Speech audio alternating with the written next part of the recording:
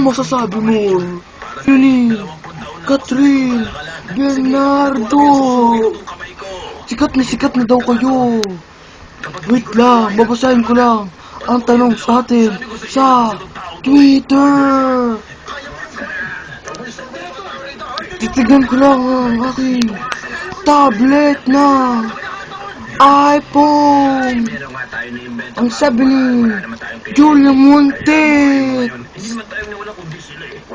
sikat ka na, Daniel Padilla. Ano naman ang regalo mo sa birthday mo? Ha? Ikaw na ang lahat, kaya ang pinangarap.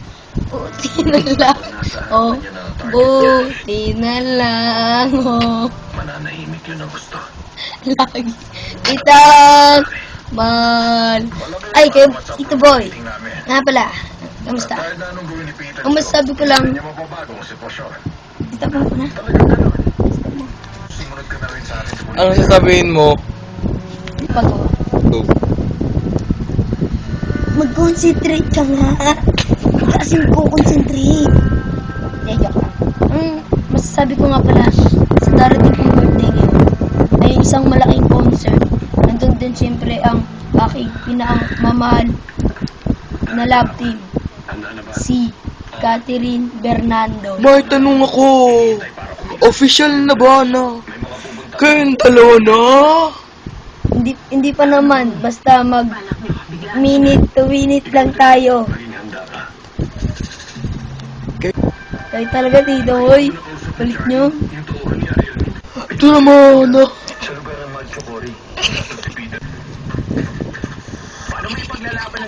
1, 2, 3, go. Ikaw talaga, Daniel. Pinagtatawanan mo ang parot ko. Bakit? Kita ba ang panot ko? May ba tayo? Ito nga palang tanong ni Catherine Bernardo. Saan mo daw siya dadala sa birthday niya? Dahil nanalo siya sa minute to minute. Good luck! Anong masasabi mo doon?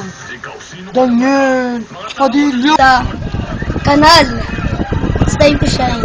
Kaya, isip-isipin nyo na lang yung kanal. Doon po kami maglabing-labing. Joke lang po. Dadaling ko po talaga siya sa Hong Kong. Doon po, mag-aaral po kami ng karate. Opo. Ito lang! May iyak ako! Tatungkad ko!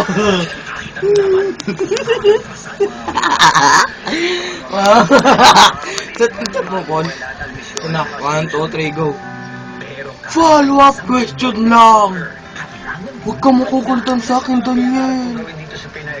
Kaya na ba talaga ni Catherine Bernardo? Tito Boy! 3, go! Tito Boy, hindi pa po kami ni Catherine Bernardo. Ay, hindi pa po pala kami ni Baba. Kasi, hindi pa po kami ni Baba. Kasi, hindi po papayag yung mga magulang niya. Masyado pa daw po kaming bata.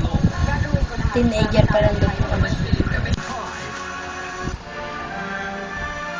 Dahil dyan, Paul, ihaw na! Hindi, Tito Boy. Hilaw pa. Go.